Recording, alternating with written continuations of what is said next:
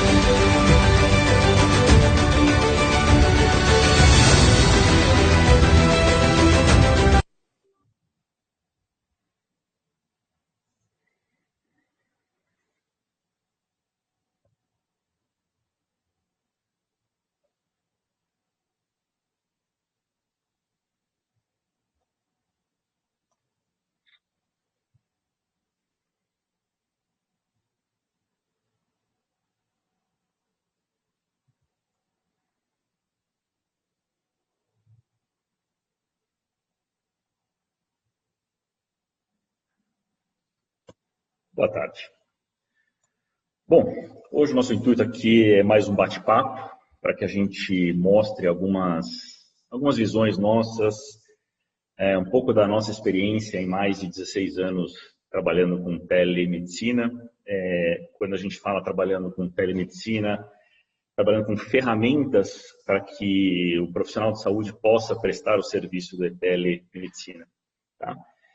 E o intuito hoje é mostrar para vocês o que vocês precisam estar atentos em relação à segurança, o que é interessante hoje em dia sobre ferramentas e, principalmente, a questão de inteligência aumentada versus inteligência artificial.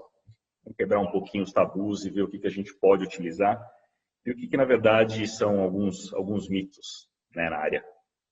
Bom, enfim, sem tomar o tempo de vocês, vamos conversar um pouquinho sobre a telemedicina no sentido amplo da coisa.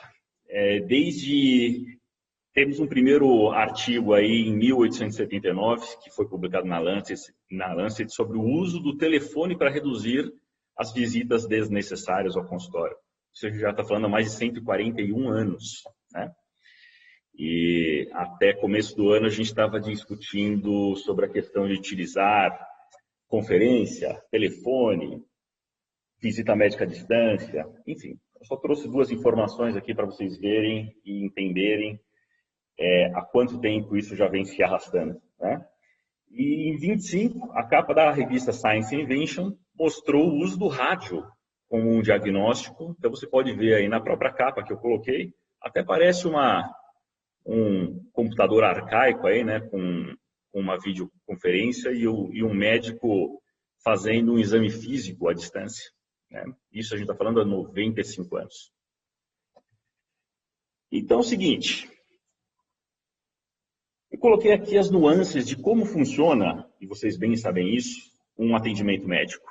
E o que isso implica no comportamento e como a gente tem que tratar a telemedicina. Bom, então, de uma forma obviamente resumida, iniciando com a anamnese, passando para o exame físico, observando sinais e sintomas, pedindo ou não exames laboratoriais e de imagens. Obviamente, a experiência do profissional prévia conta muito com a sua capacidade.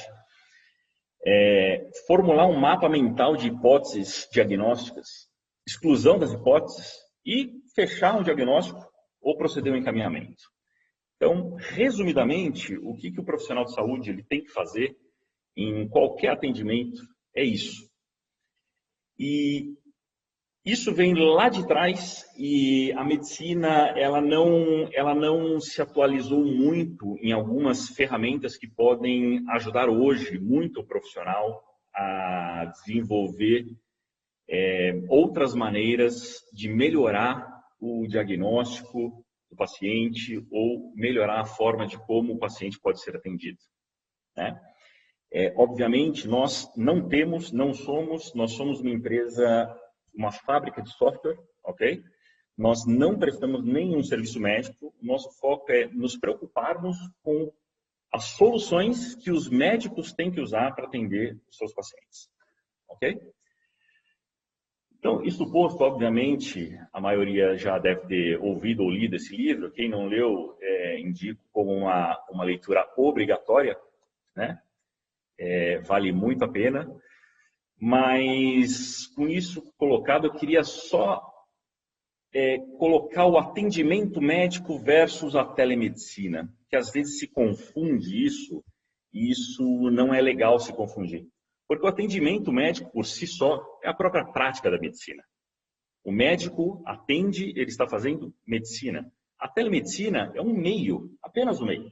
Não tem segredo, não tem mais nada, mas, infelizmente, existe uma comparação da telemedicina com videoconferência, né? Isso que nós estamos fazendo aqui é uma videoconferência, tá? A telemedicina é muito mais profunda que isso. Então, a gente entende a videoconferência como um pequeno detalhe frente a um conjunto de ferramentas que devem ser disponibilizadas ao profissional de saúde na telemedicina, ok? Então, novamente, a telemedicina é um dos meios de prestar.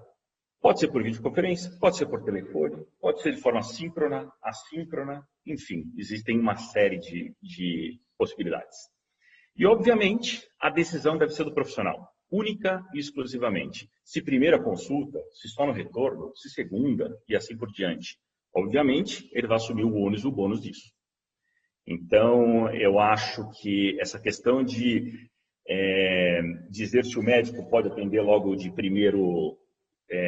em primeira consulta por telemedicina, isso cabe ao profissional de saúde, única e exclusivamente decidir se para aquela avaliação é necessário um exame físico presencial ou não. E agora a gente tem aquela questão. E agora? O que eu devo me preocupar? Porque se o profissional de saúde, o médico, ele já vai prestar a telemedicina, já vai fazer o atendimento médico, o que ele tem que se preocupar para que ele não fique preocupado com a tecnologia que ele está usando? Isso é muito sério, né? Infelizmente, a gente pode tratar o pós-pandemia e o pré-pandemia com telemedicina. Vamos esquecer o resto do mundo, obviamente, mas no Brasil isso teve uma revolução muito grande, né? Eu digo uma aceleração, eu digo nem uma revolução, né? A telemedicina já está aí há muitos anos, mas houve uma aceleração até por conta da dificuldade de locomoção, né? Mas o que é importante a gente ver é que nesse período de pandemia houve uma explosão de ferramentas e hoje todo mundo oferece serviço de telemedicina. Mas a gente está vendo aqui algumas questões importantes, como, por exemplo, segurança. E segurança não é só a questão de LGPD, que está muito em moda hoje, né? Obviamente, isso deve ser muito observado e é uma das principais coisas, mas outros tipos de segurança. E nós vamos falar um pouquinho aqui para frente. Bom, iniciando então, eu criei 3 pilares com que o profissional de saúde ou a empresa que preste o serviço de telemedicina tem que se preocupar ou tem que avaliar. Primeira coisa é o ambiente seguro. Tá? Não adianta você trabalhar em um ambiente que você não conhece a segurança, principalmente em ambientes que transitam dados sensíveis de paciente, que obviamente qualquer prontuário são dados muito sensíveis de paciente, né? As ferramentas de auxílio para o trabalho, ou seja, quais outras ferramentas pode ter em uma plataforma de telemedicina para que auxilie ao trabalho médico à distância? Porque, diferente de uma visita presencial, quando existe uma teleconsulta ou mesmo qualquer outra parte da telemedicina, o médico ele precisa de algumas ferramentas para que ele possa concluir o trabalho dele. E, obviamente, no final a gente vai falar um pouquinho de inteligência aumentada versus inteligência artificial e o que pode se esperar aí no futuro, o que a gente tem aí no presente. Tá? Aquele mesmo livro lá, o Deep Medicine, do Eric Topol, ele é um livro muito bacana e você consegue ter uma ideia muito clara de algumas áreas em que vão ser fortemente impactadas pela inteligência artificial e outras áreas que não vão fazer nem cócega, né? Mas, infelizmente, a população trata a inteligência artificial como um substituto, e não é.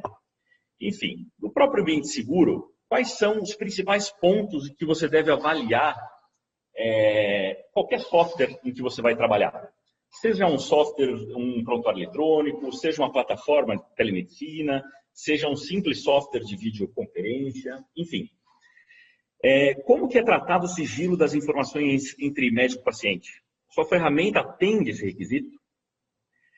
A proteção dos dados sensíveis do paciente. Os servidores são isolados para informações sensíveis e não sensíveis? Isso é um ponto essencial de segurança em qualquer ferramenta, porque para você tratar de dados de paciente, as boas práticas de desenvolvimento de software, principalmente na área de saúde, elas separam os servidores em 2 tipos, né? Um que ele armazena os dados sensíveis de pacientes de forma pseudo-anonimizada. A gente vai falar um pouquinho disso daí. E um outro que armazena os dados não sensíveis de paciente. Obviamente, com toda a segurança, para que se exista alguma invasão não esperada em um servidor, esse servidor, além de ser criptografado, ele vai ter informações sensíveis de um lado, porém sem identificação do paciente. E do outro lado, as identificações, porém sem informações sensíveis. Isso é muito importante vocês avaliarem. LGPD, a solução é compliance? Aí tem um ponto que a gente tem que avaliar. A LGPD não depende só da solução.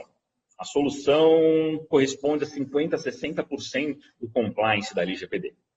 Mas o compliance da LGPD, ele não termina na solução, e sim no atendimento médico. Tá? O profissional, ele é responsável pelo compliance da LGPD também. Então, LGPD, obviamente, quem não leu, leia, fique bastante atento, porque as penalidades são bem grandes. E as penalidades, obviamente, elas implicam não só na tecnologia, mas sim no profissional. E a Anvisa possui registro da Anvisa quando aplicável? Isso é interessante a gente observar, obviamente, para seguir a legislação brasileira. Então, quando a gente fala de duas partes principais aqui, LGPD e Anvisa, na própria LGPD, a gente fala de tratamento de dados pessoais. Como que isso está sendo tratado na sua plataforma? Como que isso é exportado? Se as exportações que ele faz de BI, se as exportações que ele faz, por exemplo, de CSV ou Excel, eles identificam o paciente, não identificam? Que risco eu estou correndo com isso? Tá? Isso implica muito na guarda dos dados.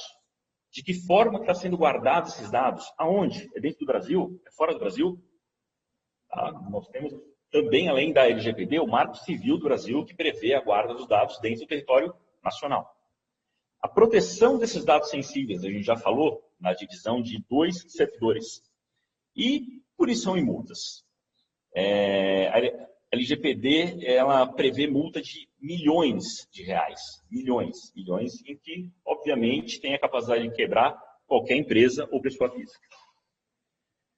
Em relação à Anvisa, isso é uma parte importante, é uma parte delicada, é uma parte que a gente sabe que a nossa Anvisa, ela se espelha muito no FDA, né?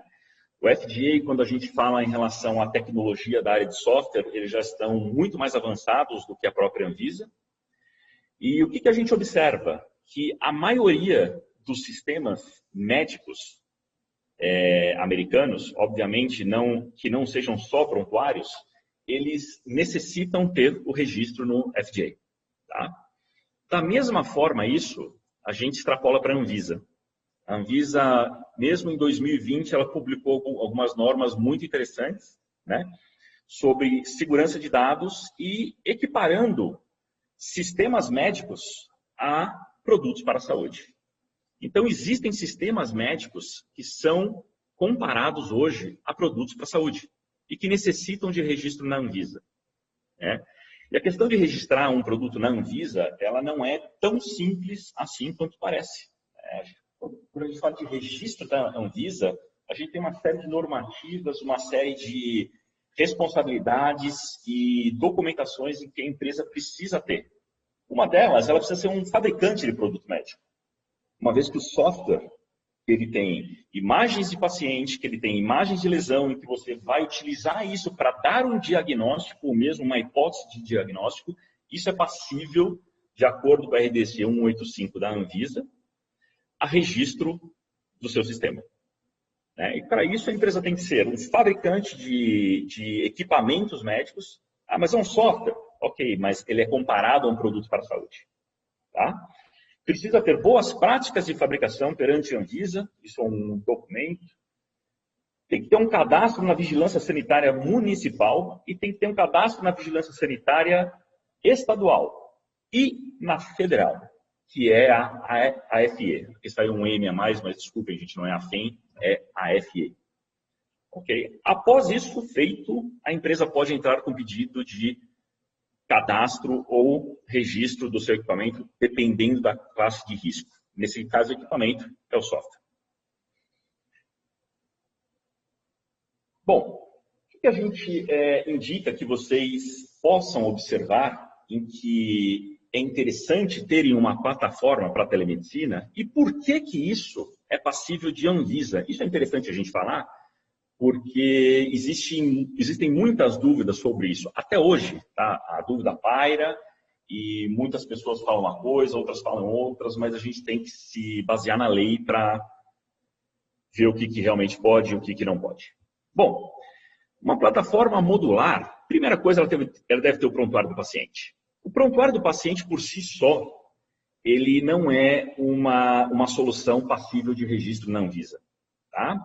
Os prontuários hoje de mercado, elas não precisam, porque eles são um repositório de informações do paciente. Agenda, a mesma coisa, porém, a agenda é super indicada quando você vai prestar um serviço por telemedicina usando alguma plataforma. Porque senão você já começa a ter um primeiro problema. É utilizar um prontuário em um lado e uma agenda em outro. Uma agenda do Google, por exemplo. Né?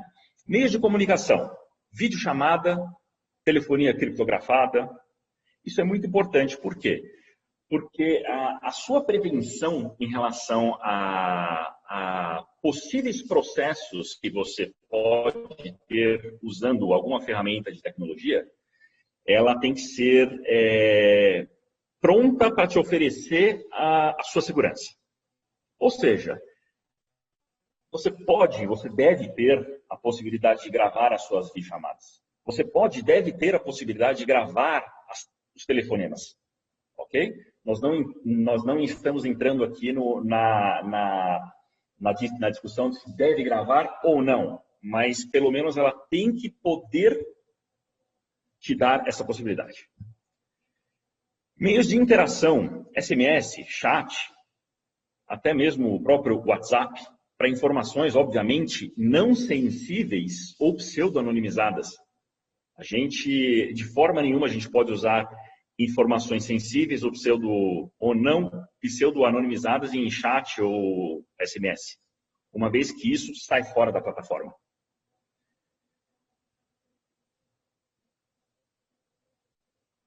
A própria certificação digital pelo ICP Brasil, usando prescrição ou receita digital. Então, obviamente, pressupõe que um atendimento à distância, em algum momento, você terá que fornecer para alguns pacientes uma prescrição ou uma receita. Como fazer isso? Então, existem aqui no Brasil algumas empresas que fazem isso de uma forma muito profissional. Nós utilizamos dentro da nossa plataforma a MEMED. Por quê? Porque a gente não vai reinventar a roda. A ferramenta é excepcional. O que a gente faz? Coloca dentro. Então, não precisa desenvolver uma coisa nova. A certificação via ICP Brasil hoje é muito importante e dá uma segurança muito grande ao profissional. Ok? Então, observem isso. Medicina baseada em evidência. Poxa vida, antes a gente tinha acesso a livro, depois acesso ao Google. E quão fiéis são essas informações em que a gente tem no Google? Como que o médico pode não ficar isolado no atendimento dele e sim procurar conteúdos confiáveis em que vão balizar a prática dele, quer queira por telemedicina ou não? Mas quais são as ferramentas? O que a gente pode usar? A gente tem umas muito conhecidas como UpToDate, outras nacionais, que é o caso que a gente usa, que é uma ferramenta fantástica, que chama-se Informed, onde a gente dá um acesso para todos os médicos da nossa plataforma utilizarem e terem acesso a conteúdos médicos com curadoria médica semanal. Isso é muito bacana, até porque o médico pode balizar e basear o diagnóstico dele ou mesmo uma prescrição utilizando essas ferramentas. Triggers e notificações. Importante é o seguinte, o médico ele tem uma ferramenta, ele não tem que estar dentro da ferramenta. Ok? Por isso os triggers e as notificações. Ele tem que ser avisado quando alguma coisa acontece, ou quando algum paciente está agendado, ou se esse paciente tiver uma glicemia abaixo de tanto e imputar isso dentro da plataforma, por favor, me mande um SMS. Isso a gente chama de trigger. Então, as ferramentas que possibilitam o uso de trigger são muito interessantes. Elas conseguem otimizar a prática médica, em que você consegue fazer múltiplos acompanhamentos, utilizando aí sim a inteligência artificial e maximizando a inteligência aumentada. Tá? E, obviamente, um conteúdo médico confiável, tá?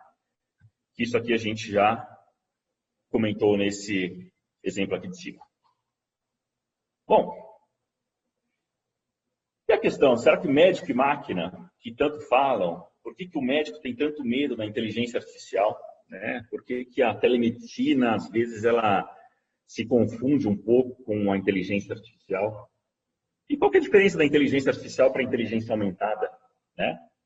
Eu, particularmente, eu divido essa ideia com vários colegas. A inteligência artificial, na medicina, ela está sobrevendida, mas demais sobrevendida. Tá? A inteligência artificial, ela não vai substituir o médico em médio prazo. Não tem como. Tá? Ela tem como substituir alguns procedimentos em médio prazo. Já faz isso com alguns, né? Alguns mais simples, alguns em que você tem que fazer cálculos matemáticos, como, por exemplo, um elétron, um ECG. O elétron é um eixo XY.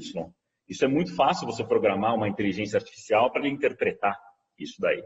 Mesma coisa com imagens, né? Você trabalhando com redes neurais, você consegue comparar imagens, mas, obviamente, isso sempre com uma curadoria médica por trás.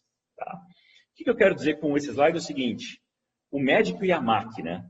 Será que o médico ele precisa ter tudo na cabeça? Será que de mais de 9.000 CIDs em que nós temos listados, todos os médicos sabem todos os CIDs? Com certeza não. Quem sabe 10%? Os CIDs? 20%? Com uma experiência muito grande? E o restante? Como a gente faz? O médico ele não consegue ser onipresente, realmente. E para isso, as tecnologias ajudam o profissional. Então, dosar a inteligência artificial e a inteligência aumentada na telemedicina é essencial. E qual que é a diferença, então, entre a inteligência artificial e a inteligência aumentada? A inteligência artificial, ela substitui. Ela, através de algoritmos, ela substitui o seu pensamento. A inteligência aumentada, não. São ferramentas que você usa para que você pense melhor.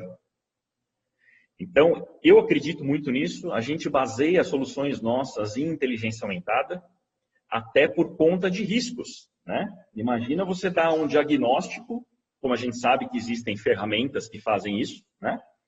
De não sugerir, mas sim já dar o diagnóstico. E falar se o paciente precisa ir no pronto-socorro ou não. Imagina a problemática disso com um falso positivo ou mesmo um falso negativo, né? Então, com isso daqui, para que a inteligência artificial, o que a inteligência artificial e a inteligência aumentada, principalmente aumentada, elas vêm fazer na prática médica? Primeira coisa, a gente chama de disrupção do looping mental. Ou seja, o médico, assim como qualquer profissão, ele trabalha com protocolos.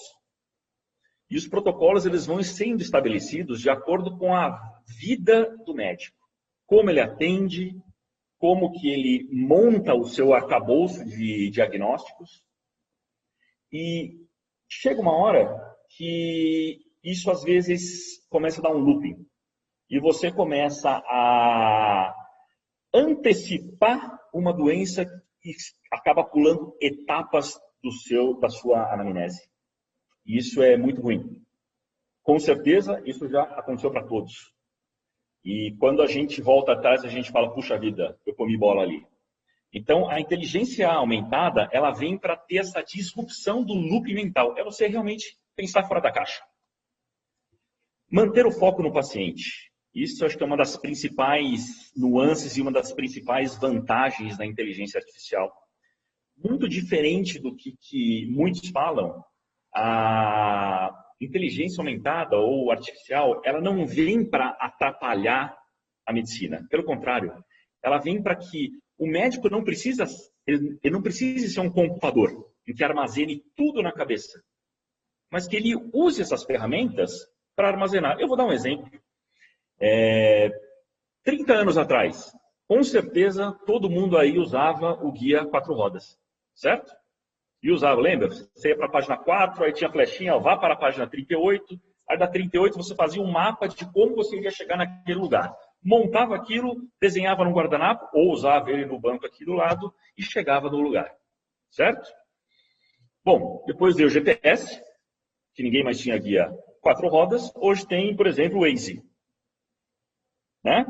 E o que a gente fez? A gente falou o seguinte, nossa, a gente ficou mais burro agora, porque se não tiver o Waze eu não chego na esquina. Não é que a gente ficou mais burro.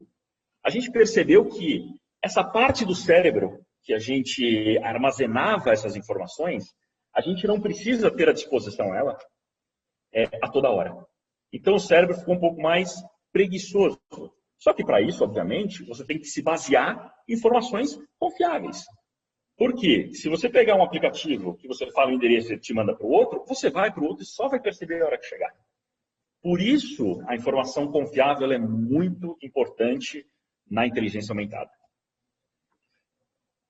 E também ela faz uma abertura de um leque maior de hipóteses de diagnóstico. Então, quando você tinha um leque reduzido, você começa a ver que, poxa vida, se eu analisar essa parte aqui, se eu pedir esse tipo de exame específico, você acaba abrindo o seu leque. E, principalmente, o uso consciente dos recursos laboratoriais e de imagens. É fazer a medicina da forma que ela deve ser feita. Aquela forma que foi aprendida lá atrás, né?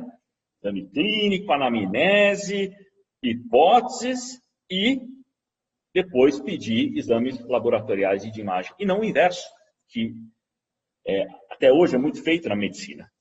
Correto? Então, a inteligência artificial e a inteligência aumentada, elas servem muito para isso. Para o uso consciente dos recursos laboratoriais e de imagens. Então, falando nisso, eu vou comentar sobre 2 ferramentas em que nós estamos desenvolvendo já há pelo menos 7 anos, junto com um médico que é excepcional, e com uma comparação aqui. A gente tem um estudo aqui que foi publicado na Nature, tem aí o link para vocês, caso vocês queiram ter acesso a esse estudo. Esse estudo ele fala sobre um sistema suíço que compara a assertividade de dados laboratoriais, né?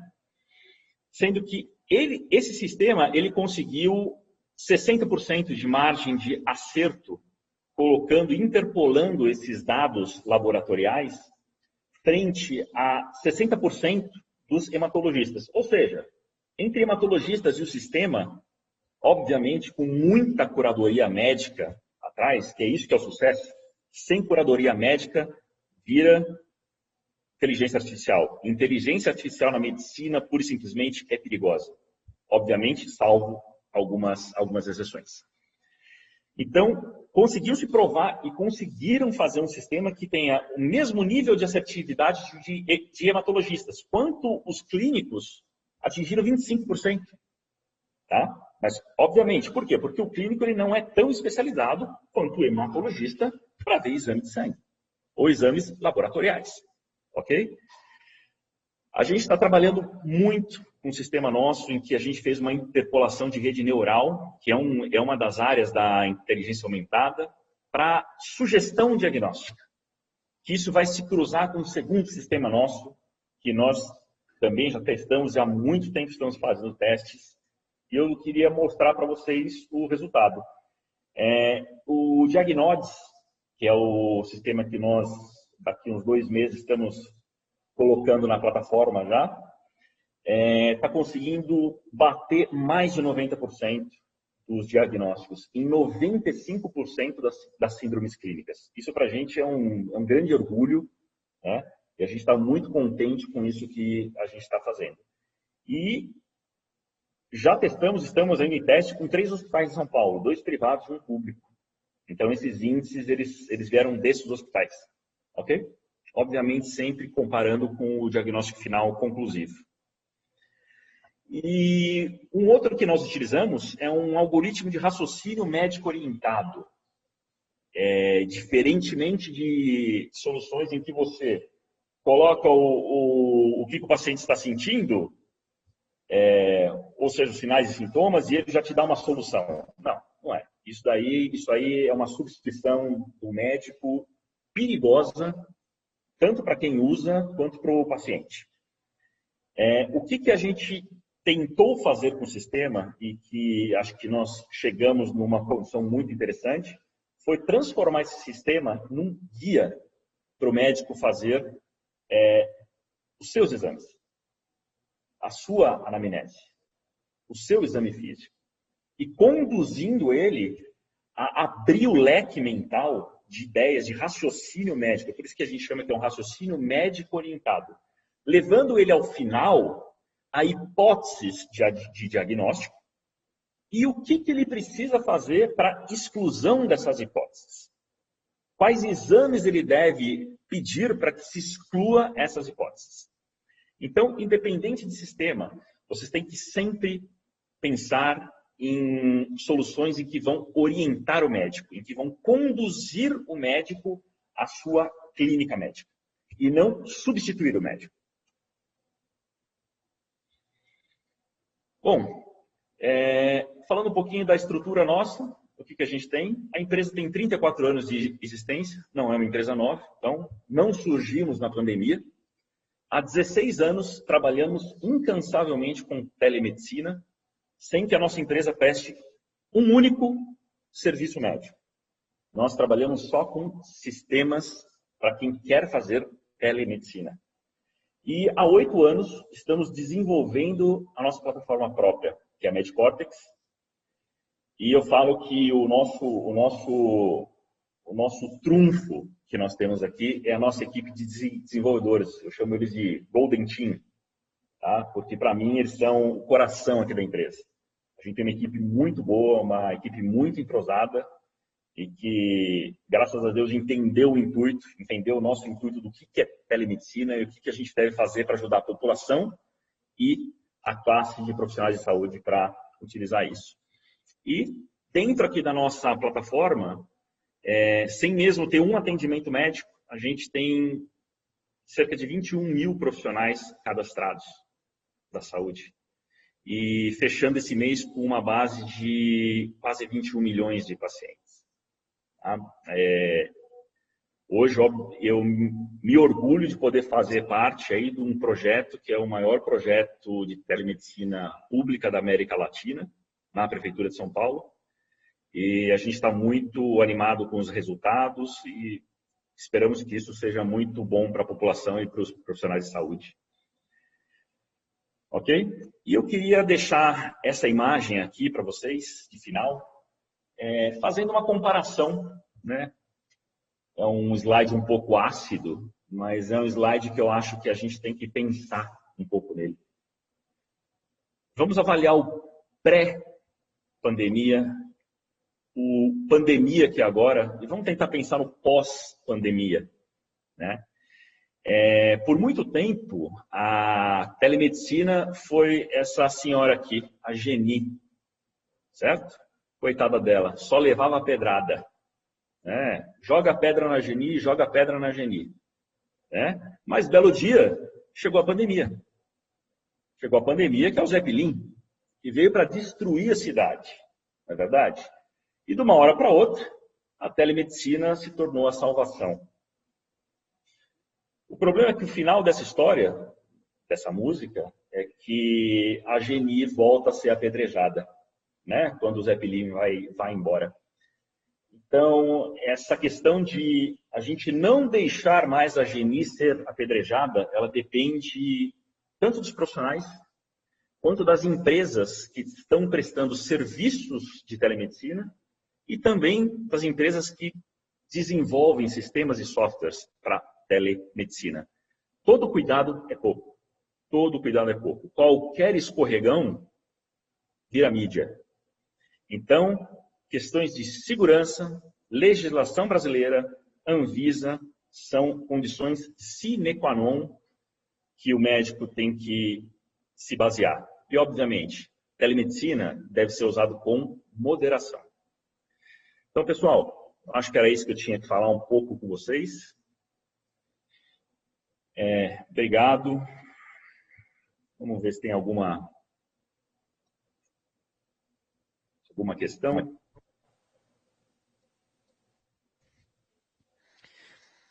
Pessoal, apenas informando que nós estamos iniciando agora 2 novas atrações. A Sala Cloud Saúde, a experiência dos robôs de teleatendimento em hospitais privados e públicos. E na Sala da Unimed, interoperabilidade em tempos de telemedicina, case da Unimed Campinas. Aos que tiverem interesse em continuar conversando mais sobre essa incrível palestra do Marcelo Fanganello, podem continuar nesta mesma sala.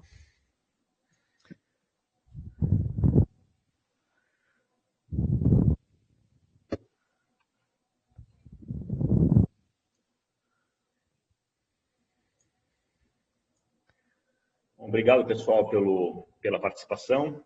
Quem tiver alguma pergunta, quiser dividir alguma experiência, ou mesmo falar um pouquinho sobre a telemedicina, será muito bem-vindo. Tem uma pergunta aqui da Fabrícia Jung. Marcelo, gostei muito, queria entender se vocês atendem consultórios individuais ou foco hospitalar. Bom, Fabrícia, a gente entra nas duas partes, ok? Tanto hospitalar quanto consultório. Como eu falei, o nosso foco, nós temos 2 focos, o B2B, nosso cliente nunca é o paciente, ok? Nosso cliente é sempre o profissional ou o serviço de saúde. Então, sim, a gente faz tanto em consultórios quanto clínicas, grandes hospitais, municípios, prefeituras e estados. Obrigado pelo questionamento.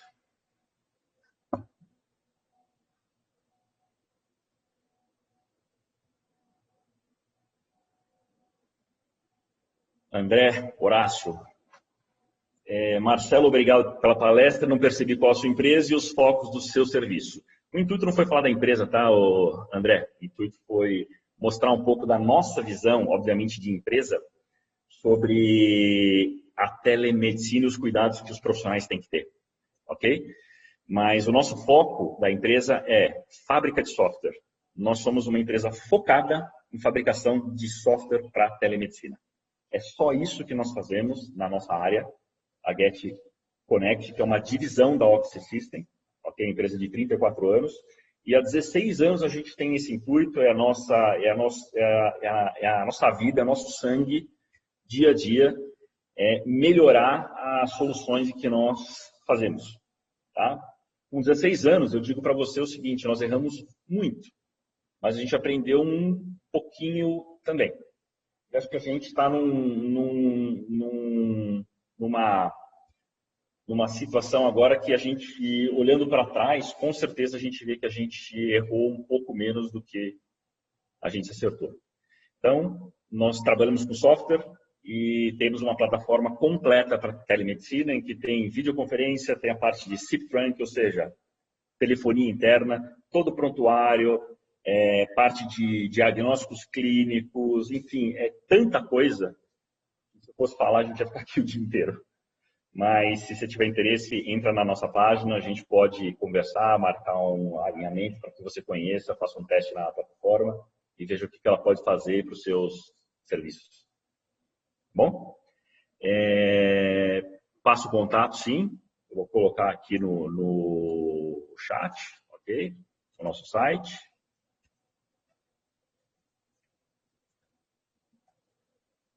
Tá? Desculpa, saiu com errado, é .com.br, desculpa. Marcelo, qual foi a maior dificuldade na implantação do projeto da Prefeitura de São Paulo? Bom, quando a gente fala de um projeto do tamanho da Prefeitura de São Paulo, que são mais de 550 unidades de saúde, a gente não vê, Márcio, uma dificuldade só. As dificuldades são diárias. Não dá para qualquer empresa de qualquer porte pegar um projeto desse tamanho e achar que esse projeto vai ser simples, né? Mas essa implantação, além de ser um desafio, ela foi um aprendizado muito bacana. Um aprendizado em que a gente achava que a gente tinha uma noção de tudo da telemedicina, né? Mas isso é muito bom na vida, né? A gente tem que tomar umas porradas na cabeça aí para a gente baixar um pouco a crista. E a gente viu que realmente É um projeto muito bacana, um projeto que está indo muito bem, mas é um projeto muito difícil. Muito difícil porque você mexe com milhares de profissionais, milhões de pacientes e centenas de protocolos médicos, né? E não pode abrir mão em nenhum momento de segurança. Então, isso realmente é complexo e tivemos algumas dificuldades, sim. Uma das maiores delas é a integração, né? Na Prefeitura de São Paulo foi feita a integração de todos os dados de todos os sistemas legados da Prefeitura de São Paulo. Ou seja, hoje a gente tem mais de 100 milhões de passagens de munícipes dentro da plataforma. Então, você tem todo o histórico do paciente de lá de trás, que foi a primeira vez que foi feito isso na história aqui do município de São Paulo, né? Isso foi um desafio grande. E, obviamente, o treinamento. O treinamento é complexo, não é complicado, ele é complexo pela grande número de pessoas, tá? Mas, obviamente, isso tudo, não só a nossa equipe, mas a equipe da Duosystem, a própria equipe da Prefeitura de São Paulo, né, que é uma equipe muito competente, eles tiveram grandes ideias e ajudaram muito a gente nisso. E, obviamente, eles participam ativamente desse projeto. Tá? Algum WhatsApp para facilitar, Rafael? Temos sim. A gente pode passar para vocês o WhatsApp. Eu vou passar o WhatsApp aqui do nosso suporte. Aí esse suporte pode passar para a gente, ok? Vou anotar aqui o WhatsApp do suporte. WhatsApp de suporte. 31 36 0150.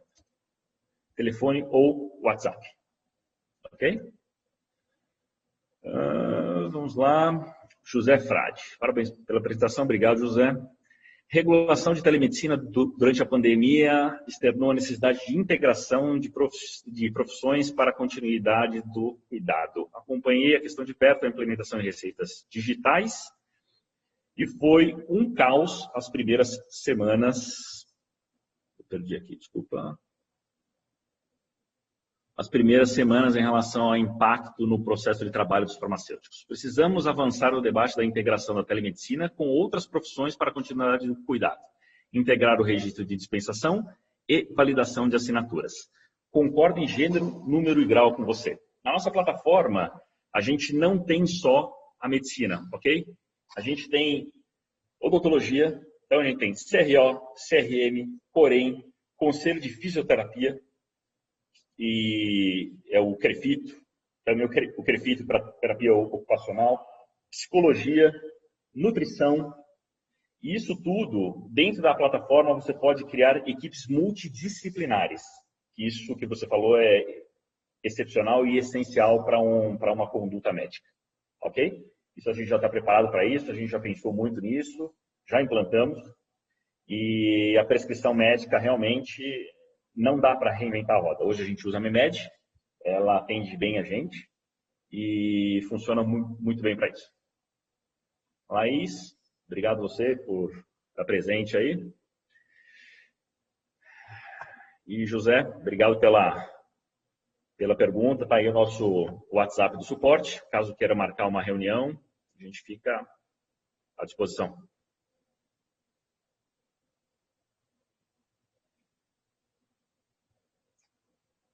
Pô, olha a pergunta. Tem umas perguntas aí boas, né? Fabrício Jung, vocês utilizam FHIR e dados estruturados? Como treinam os algoritmos? Nossa senhora, hein? Então, vamos aumentar o nível aqui da palestra. Bom, o FHIR, para quem não conhece, né, é a versão nova do HL7, né, o Health Level 7. Né? O que acontece, Fabrício? Muitos softwares hoje não estão nem preparados para HL7. A gente tem uma estrutura, um middleware, que ele pode pegar qualquer estruturação de qualquer banco de dados e transformar ele em HL7 ou mesmo FHIR. Isso é muito simples. tá? Os nossos dados são estruturados, sim. Os dados, inclusive, de pacientes são estruturados. A gente está soltando uma versão nova, estruturando, inclusive, os campos de cadastro, de tudo, para que a gente consiga todas as informações necessárias, tanto para a parte pública, quanto para a parte privada, né? Quando a gente pega uma parte pública, por exemplo, a gente tem uma necessidade muito grande de passar a sua produção.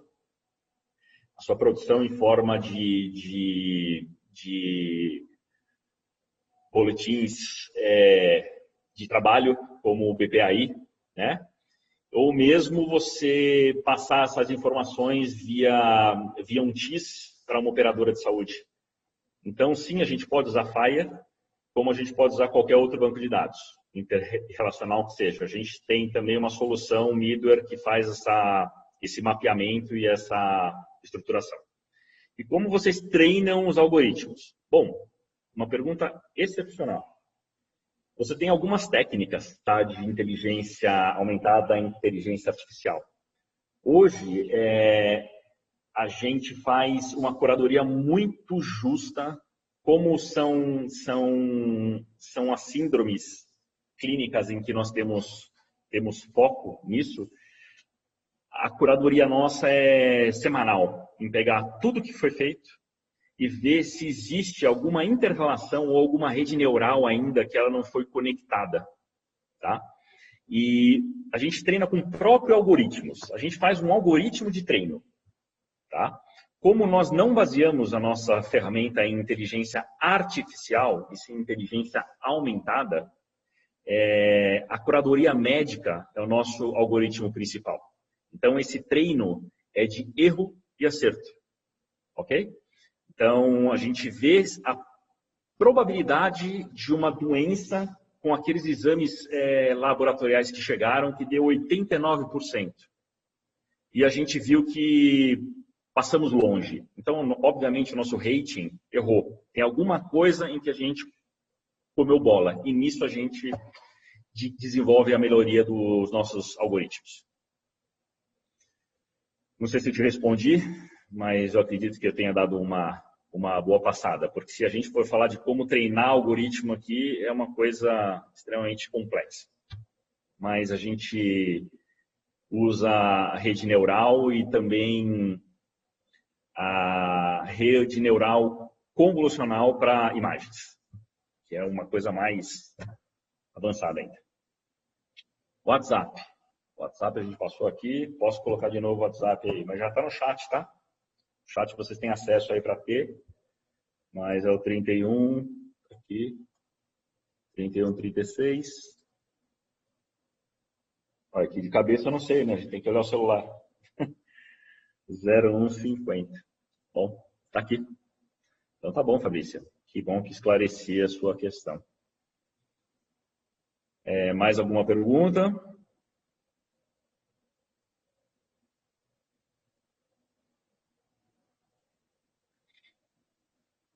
Vocês que fizeram as perguntas, vocês têm alguma experiência prévia? Eu vi que a Fabrícia, sim, pelas perguntas que você fez, você ou é da área de TI, ou eu não sei o que você é.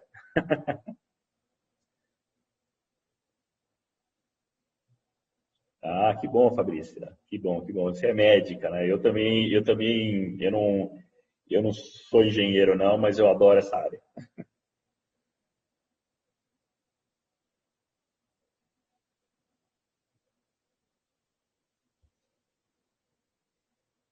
Ok, pessoal. Então, caso alguém tenha interesse na apresentação, se não tiver uma disponibilização na Global Summit, a gente pode disponibilizar para vocês.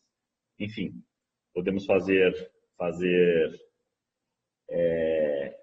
POCs. Obviamente, eu não faço POC sem o intuito, né? Eu acho que POC sem intuito é POC falha, mas a gente pode conversar e mostrar o que a gente tem de vantagens e o que a gente tem de experiência.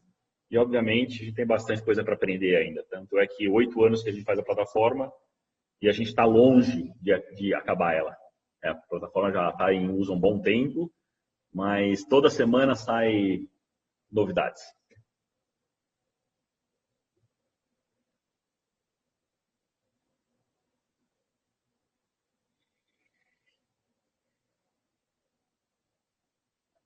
Paulo, você está querendo meu contato? Eu vou só pedir o seguinte: você manda um WhatsApp nesse número que eu passei para vocês, por favor, que aí eu já passo, eles já passam o meu celular para você, tá? Mas caso vocês queiram ligar para a empresa aqui, 3263-0319, tá?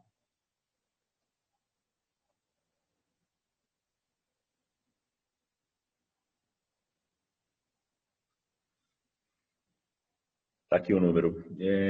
Não sei por que sumiu a minha flechinha de enviar aqui pelo chat, mas o número é 3263-0319. Ok?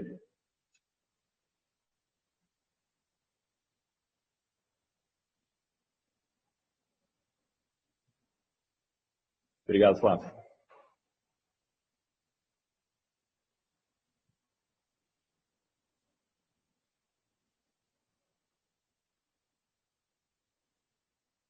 Bom, é isso então. Obrigado a todos novamente.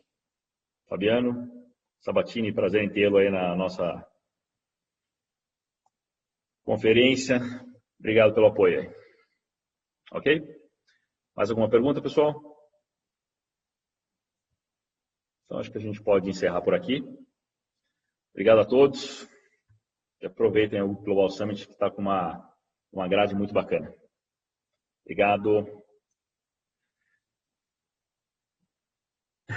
Obrigado, Ana, pelo elogio aí. São os melhores na vanguarda. Não, a gente não é o melhor, a gente gosta do melhor. Acho que a gente busca incansavelmente fazer uma solução que seja melhor para o médico. Tá? Isso é o nosso intuito. Nós não somos comerciais e falamos, está aqui a plataforma, põe o goela abaixo. Cada cliente nosso, a gente faz um desenvolvimento específico. Todos os clientes nossos, nós somos muito próximos a eles. Obviamente, como nós estamos aprendendo com 16 anos, a gente está aprendendo mesmo. Muitos clientes ajudam muito a gente a ter outras visões de criar coisas na plataforma que são, às vezes, ideias muito básicas em que nós não tínhamos nem ideia disso daí. E aproveitando até agora para falar no último minutinho aí que nós temos, né?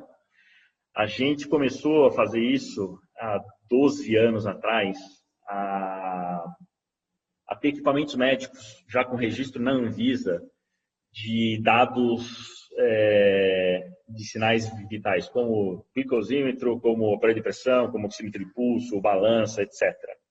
E a gente fez um projeto muito bacana em uma operadora de saúde, né? E nós tratamos de mais de 800 pacientes. A gente fez uma prova de conceito e foi excepcional essa prova de conceito. Excepcional para ver que equipamento com Bluetooth não presta. Foi excepcional, né? Isso eu digo que o dinheiro que eu gastei na época e os cabelos que eu perdi, eu acho que eu ganhei no futuro. Graças a Deus. Porque, às vezes, aquilo que é vanguarda, às vezes aquilo que é tecnologia, não serve para a gente. Não serve para a área médica.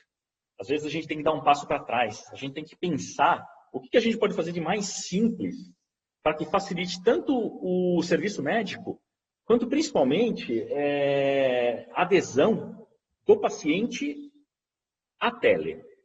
Por exemplo, a gente de 800 pacientes crônicos, a maioria idosos, para trabalhar com smartphone, conectar um equipamento Bluetooth, em que a conexão de Bluetooth, dependendo da distância, dependendo se tem parede, desconectava, tem que colocar PIN de volta, foi uma loucura, uma loucura.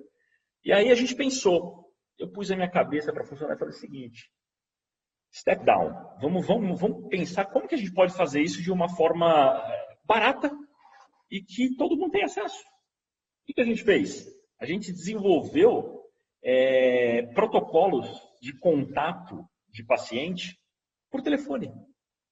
Simples assim, né? Chatbot, não da forma de chat só, mas da forma de interação com o telefone, interagindo na plataforma. Então, se o paciente ele precisa fazer a aferição de uma glicemia 2 vezes ao dia, a meio-dia e às 6 horas da tarde, se ele não colocar na plataforma essa aferição, automaticamente, lembra o trigger? O trigger dispara uma informação falando o seguinte, olha, o paciente tal não colocou e ele precisa colocar. Mas vai fazer o quê? Avisar o médico? Para que avisar o médico? Para ele ligar? De jeito nenhum. Para isso, inteligência artificial. Aí é artificial. A gente dispara uma ligação para ele. E que a ligação, todo mundo tem um telefone e todo mundo sabe atender e falar alô. Mas nem todo mundo sabe baixar um aplicativo, parear um equipamento, mas todo mundo fala alô. E quando você recebe uma ligação, não com voz robotizada, mas com voz humana e de forma humanizada, aí é diferente. Então, nesse momento, o paciente tem a possibilidade de digitar a glicemia dele ou ser lembrado para colocar no aplicativo. E se novamente ele não faz, repete o ciclo a X minutos após. Então, isso foi uma coisa que a gente fez, a gente deu um step down mesmo, só que depois a gente deu um step up muito grande, né? Para pensar no simples. O simples, às vezes, é o sofisticado. Então, acho que esse tempinho nosso de telemedicina ele serviu bastante para a gente ver os erros e melhorar os nossos acertos aí. E graças a Deus a minha equipe, a maioria está comigo há grandes anos. Flávio, desde o começo, né? Desde o primeiro dia. Então, a gente trilhou um caminho muito bacana, mas tem muito mais coisa para fazer. Gente, obrigado. Acho que eu vou encerrar por aqui, para não tomar o tempo de vocês mais. Novamente, obrigado pela participação. Qualquer dúvida, os telefones estão aí, a gente está à disposição. Um abraço.